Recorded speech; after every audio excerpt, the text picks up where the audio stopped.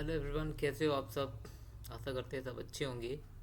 आज हम पार्ट 4 पढ़ रहे हैं, जिसमें मैथमेटिक्स के हम टोपोलॉजी को कवर करेंगे। इसमें हम 50 क्वेश्चंस इंपॉर्टेंट क्वेश्चंस पढ़ने वाले हैं टोपोलॉजी के, जो कि बहुत इम्पॉर्टेंट है।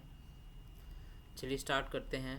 तो पार्ट 4 में मैथमेटिक्स का हमने टोपोलॉजी टॉपिक लिया है, जिसमें हम पहला क्वेश्चन है, टोपोलॉजी परिभाषित होती है। बताइए टोपोलॉजी कहाँ परिभाषित होती है। कलेक्शन ऑफ क्लोज सेट पर, कलेक्शन ऑफ ओपन सेट पर, वेक्टर स्पेस पर कि ग्रुप पर। तो इसका राइट आंसर रहने वाला है कलेक्शन ऑफ ओपन सेट्स पर। टोपोलॉजी हमेशा कलेक्शन ऑफ ओपन सेट्स के लिए जानी जाती है। ठीक है, ये बहुत इंपॉर्टेंट क्वेश्चन है। पहला क्वेश्चन मैंने लिया है, टोपोलॉजी डिफाइन होती है। ये कई बार एग्जाम में पूछा जा चुका है। तो इसका टोपोलॉजी परिभाषित होती है, इसका राइट आंसर रहने वाला है कलेक्शन ऑफ ओपन सेट। ठीक है, चलिए तो अगले क्वेश्चन की बात करेंगे हम। अगला क्वेश्चन आपके सामने है। अगला क्वेश्चन है, ट्रिवियल टोपोलॉजी होती है। ट्रिवियल टोपोलॉजी होती है, क्या होती है ट्रिवियल टोपोलॉजी। तो इसका राइट आंसर रहने वाला है only phi and X. Only phi and X को ट्रिवियल टोपोलॉजी है ना होती है। सो ट्रिवियल टोपोलॉजी किसे बोलते हैं, only phi and X. Right answer A रहने वाला है। डिस्क्रीट टोपोलॉजी में, डिस्क्रीट टोपोलॉजी में क्या होता है, only X in open, every subset is open, no set is open, fine only finite sets. So बताइए क्या रहेगा इसका आंसर। इसका आंसर राइट रहने वाला है B, every subset is open. ठीक है, डिस्क्रीट टोपोलॉजी में जो होता है वो क्या होता है, एवरी सबसेट इज ओपन। ठीक है, अगला क्वेश्चन है, किसी सेट का क्लोजर होता है। किसी सेट का क्लोजर क्या होता है। पहला ऑप्शन है smallest closed set containing it, second largest open set, third boundary only, और अगला ऑप्शन है इंटीरियर। तो राइट आंसर रहने वाला है A, smallest closed set containing it. Closure of a set is smallest closed set containing it. किसी set का closure होता है smallest close set containing it. ठीक है, तो राइट आंसर ये है। अगला क्वेश्चन है, इंटीरियर होता है। इंटीरियर क्या होता है, बताइए। इंटीरियर सेट क्या होता है, largest open set inside it, smallest close set, boundary complement. तो इसका राइट आंसर है A, largest open set inside it. ठीक है, तो इसका याद रखिएगा, इंटीरियर होता है, इंटीरियर सेट क्या होता है, largest open set inside it. ठीक है, तो इसका ऑप्शन रहने वाला है ए। ठीक है, चलिए अगले क्वेश्चन की बात करते हैं। अगला क्वेश्चन क्या है, अगला क्वेश्चन है,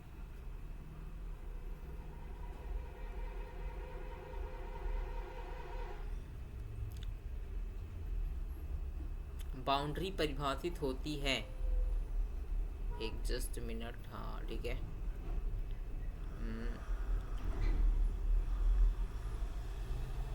बाउंड्री परिभाषित होती है, बताइए बाउंड्री कहाँ परिभाषित होती है।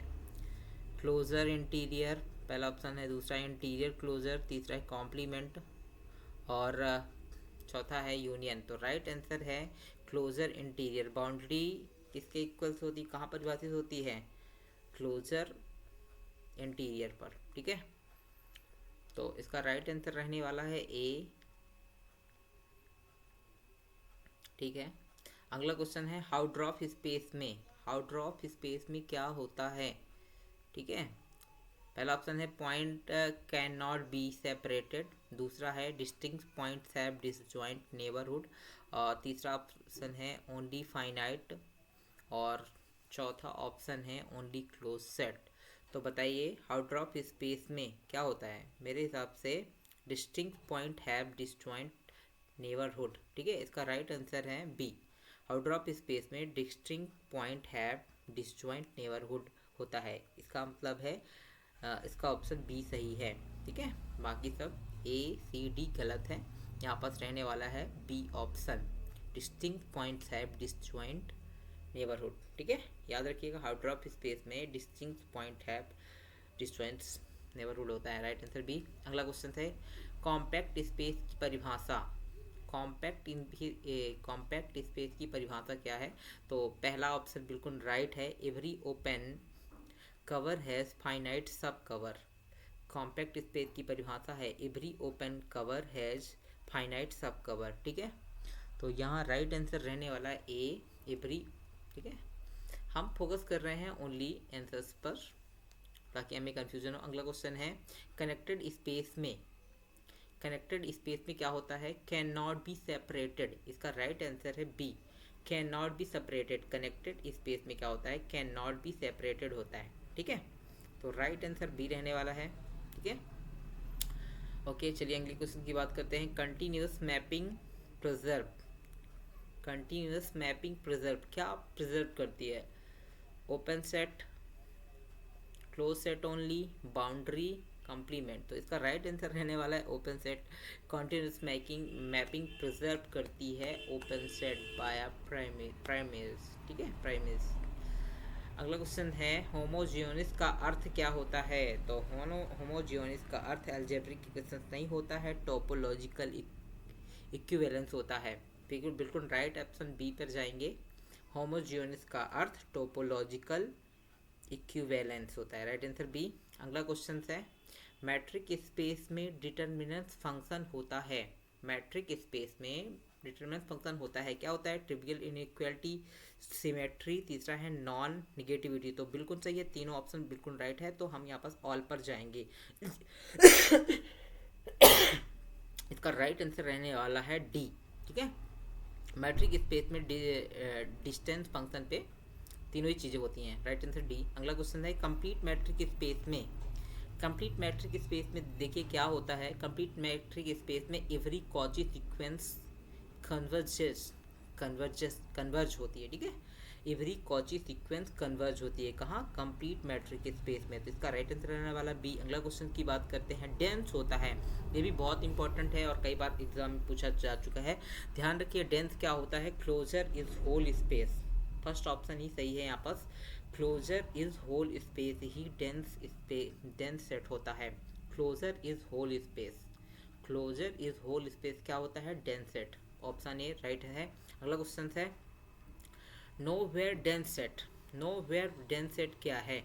तो जैसा कि यही है पहला option, closure has empty interior. ठीक है, तो यहाँ पास हमने देखा डेंस क्या होता है? डेंस होता है क्लोजर इज होल स्पेस। ठीक है, और क्या पढ़ेंगे अगले क्वेश्चन? ये अगले क्वेश्चन में डेंस में होता है क्लोजर इज होल स्पेस। ध्यान रखना यहाँ डिफरेंस समझना है। यहाँ पास लिखा है नो वेयर डेंस सेट, मतलब कौन सा डेंस सेट नहीं है? Closure has empty interior. Closure has empty interior जो है वो डेंस नहीं होता वहाँ पर। ठीक है, अगला क्वेश्चन हम फंक्शन एनालिसिस से लेने वाले हैं। अगला क्वेश्चन है नॉर्मल स्पेस में नॉर्म होता है। ये भी बहुत है, हमने बेसिस क्वेश्चंस को सिलेक्ट किया है जो कि एग्जाम में आते हैं और हमसे अक्सर गलती हो जाते हैं। तो हम यहाँ पर देखने वाले हैं नॉर्मल स्पेस में नॉर्म होता है, क्या होता है? लेंथ होता है, ऑब्वियसली लेंथ होता है। इसका राइट आंसर बी है। बनाच स्पेस होता है। बनाच स्पेस क्या होता है? बनाच स्पेस कंप्लीट नॉर्मल स्पेस होता है। कनेक्टेड क्वेश्चन हैं। ठीक है, अगला क्वेश्चन है हिल्बर्ट स्पेस होता है। हिल्बर्ट स्पेस क्या होता है जी, बताइए? ये भी पहला ऑप्शन सही है। कंप्लीट इनर प्रोडक्ट स्पेस ही हिल्बर्ट स्पेस होता है, ऑप्शन ए। अगला क्वेश्चन है लीनियर ऑपरेशन सेटिस्फाइज।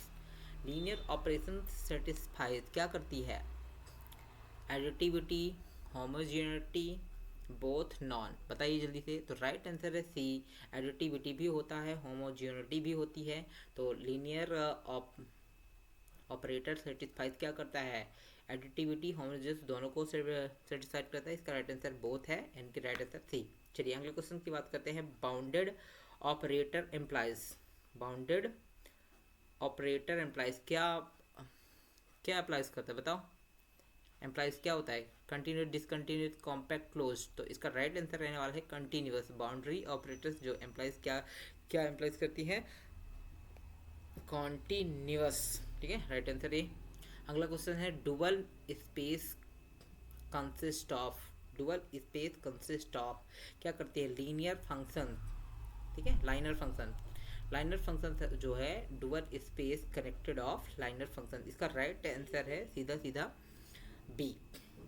ठीक है, चलिए अगले क्वेश्चन की बात करते हैं हम। Kernel of operator is, kernel of operator is किस ना, कर्नल किसका ऑपरेटर है, रेंज का है, नल स्पेस का है, इमेज का है, स्पैम का है। तो यहाँ पास राइट आंसर है null space. Kernel of operator is null space. ठीक है, याद रखिएगा। Range of operator means, range of operator means का क्या मतलब होता है, पहला ऑप्शन है डोमेन, दूसरा इमेज के कर्नल बेसिस। तो हमें पता है जो रेंज इमेज, इसका राइट आंसर है बी। ठीक है, orthogonal vectors satisfy, orthogonal vectors किसको satisfy, inner product zero, norm zero, parallel equal. बताइए, पहला ऑप्शन है राइट है। ठीक है, inner product zero, orthogonal vector satisfies करती है इनर प्रोडक्ट जीरो। ठीक है, राइट आंसर ये रहने वाला है। प्रोजेक्शन ऑपरेटर इज, बताइए प्रोजेक्शन ऑपरेटर कौन सा है, पहला है पी स्क्वायर बराबर पी, दूसरा पी स्क्वायर बराबर जीरो, पी स्क्वायर बराबर वन, नॉन। तो राइट आंसर रहने वाला है ए, पी स्क्वायर बराबर पी, प्रोजेक्शन ऑपरेटर। ठीक है, ए राइट आंसर है। अब हम न्यूमेरिकल एनालिसिस से क्वेश्चंस ले रहे हैं जो कि बहुत इंपॉर्टेंट है, और बेसिक क्वेश्चंस को हम ले रहे हैं। तो बाइसेक्शन मेथड प्रयोग होता है, बताइए बाइसेक्शन मेथड कहाँ प्रयोग होता है, रूट फाइंडिंग में, रूट फाइंडिंग में बाइसेक्शन मेथड का प्रयोग किया जाता है। तो राइट आंसर रहने वाला है रूट फाइंडिंग। ठीक है, हम ओनली क्वेश्चंस के आंसर्स को टारगेट कर रहे हैं ताकि हमें कन्फ्यूज़न ना हो। कई बार हम पढ़ के जाते हैं और हमें कन्फ्यूज़न होता है, इसलिए हमें जो पता है वो हम डायरेक्ट आंसर्स पर देखते सब है, लेकिन जो हमें पता चल जाता है हम उसी पर फोकस करते हैं। ठीक है, रूट फाइंडिंग पर राइट आंसर बी।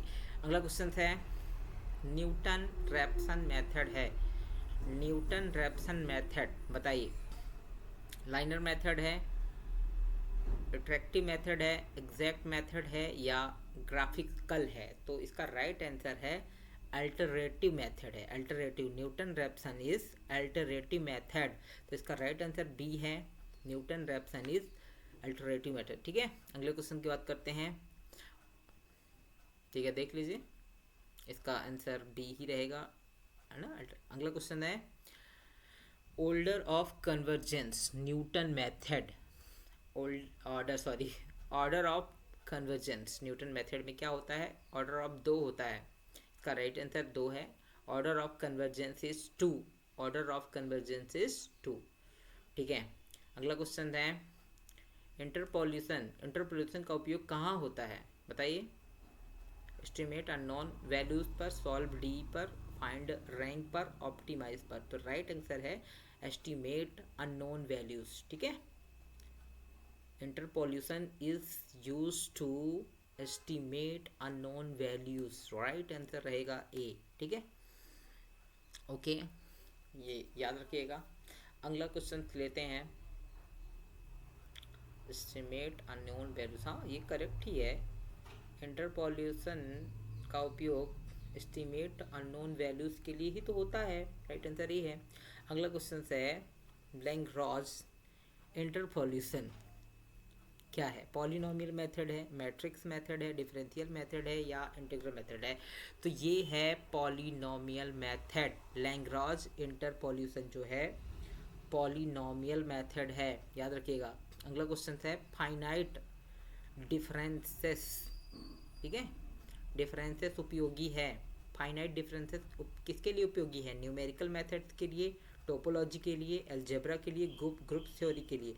तो न्यूमेरिकल मेथड्स के लिए अभी आपको पता भी है कि हम न्यूमेरिकल क्वेश्चन भी पढ़ रहे हैं, तो वैसे ही क्वेश्चन आएंगे फाइनाइट डिफरेंसेस में न्यूमेरिकल क्वेश्चन सॉल्व किए, है ना। ठीक है, अगला क्वेश्चन है, एक जस्ट मिनट एक बार चेक कर लीजिए। हाँ, फाइनाइट डिफरेंशियल उपयोगी है न्यूमेरिकल, ठीक है, जस्ट मिनट, न्यूमेरिकल मेथड्स के लिए फिर से मैं बात कर रहा हूँ। फाइनाइट डिफरेंस जो उपयोगी होता है वो न्यूमेरिकल मेथड्स के। तो मैं बार बार रिपीट इसलिए कर रहा हूँ ताकि हमें कंफर्म हो जाए, ठीक है, आपको भी इससे हेल्प मिलेगी। अगला क्वेश्चन है फॉरवर्ड डिफरेंस ऑपरेटर है, फॉरवर्ड डिफरेंस ऑपरेटर है, ठीक है। तो यहाँ पर ये याद रखना है, दोनों चीज़ें काफ़ी कन्फ्यूजन्स होती हैं, फॉरवर्ड है और बैकवर्ड है। तो ए ऑप्शन फॉरवर्ड के लिए यूज़ होता है और बी ऑप्शन बैकवर्ड के लिए। मेरे देख लीजिए, तो राइट आंसर ये रहने वाला है, ठीक है, फॉरवर्ड के लिए ए ऑप्शन। अब सेम सेम है, बैकवर्ड डिफरेंस ऑपरेटर क्या है, तो इसमें बी ऑप्शन पे जाना है, ठीक है। ये बैकवर्ड में यूज़ होता है और ए ऑप्शन के इसमें यूज़ होता है, तो बी ऑप्शन के लिए बैकवर्ड डिफरेंस ऑपरेटर बी रहेगा, राइट ऑप्शन है ना, ठीक है। ट्रापेजोइडल, ट्रापेजोइडल रूल उपयोगी है, होता है, ट्रापेजोइडल रूल उपयोगी है डिफरेंशिएशन के लिए, न्यूमेरिकल क्रिएशन के लिए, रूट के लिए, सीरीज के लिए। तो राइट आंसर यहाँ पर रहने वाला है न्यूमेरिकल इंटीग्रेशन, ठीक है। अगला क्वेश्चन है सिम्पसन रूल अधिक सटीक है क्योंकि, सिम्पसन रूल अधिक सटीक है क्योंकि पहला है स्ट्रेट लाइन, दूसरा है पैराबोलास, तीसरा है सर्कल और अगला ऑप्शन क्या है, तो यहाँ पास राइट अगला आंसर टेंजेंट। तो सिम्पसन रूल जो होता है अधिक सटीक होता है किसके लिए, पैराबोलास के लिए, राइट आंसर बी रहने वाला है इसका, ठीक है। चलिए अगले क्वेश्चन की बात करते हैं। गॉस एलिमिनेशन प्रयोग होता है, गॉस एलिमिनेशन प्रयोग कहाँ होता है, solve inner equations, find roots, integrates, differentiates. तो इसका राइट आंसर है solve inner equations. Gauss elimination का यूज जो होता है वो ए ऑप्शन राइट है, ठीक है। अगला क्वेश्चन है पिवोटिंग किया जाता है, पिवोटिंग कहाँ किया जाता है, reduce error, increase error, simplified topology और नॉन। तो रिड्यूस एरर के लिए पिवोटिंग किया जाता है, ठीक है। चलिए अगले क्वेश्चन की बात करते हैं।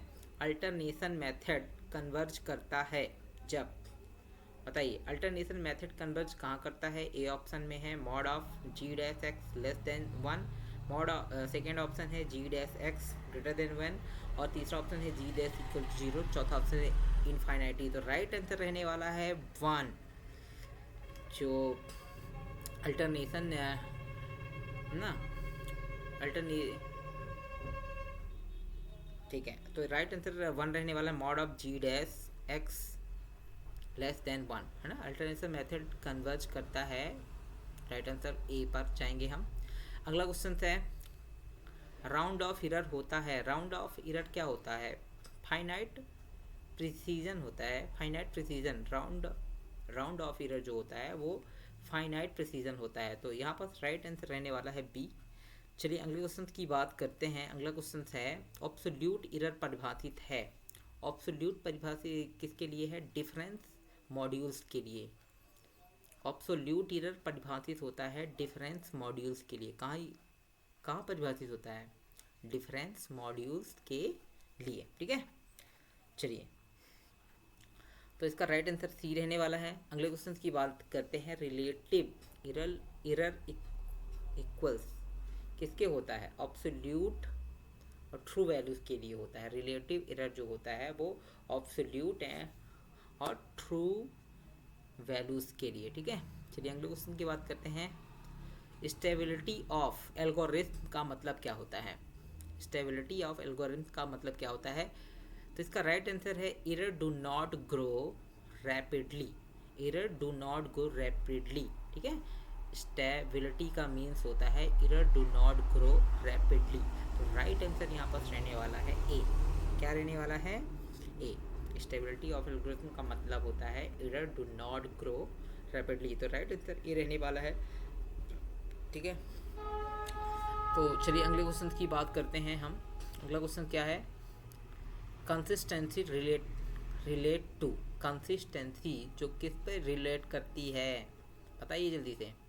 कंसिस्टेंसी रिलेट टू किससे रिलेट करती है, तो यहाँ पास पहला ही ऑप्शन सही है, एक्यूरेसी। जब हम पहला ऑप्शन राइट पा जाते हैं तो हमें सेकेंड ऑप्शन में जाने की ज़रूरत नहीं है। उन्हें भी देख लेते हैं, स्पीड नहीं है, मेमोरी नहीं है, हार्डवेयर नहीं है, तो जो कंसिस्टेंसी रिलेट है वो किसे है, एक्यूरेसी से। Accuracy, consistency relate to accuracy, ठीक है।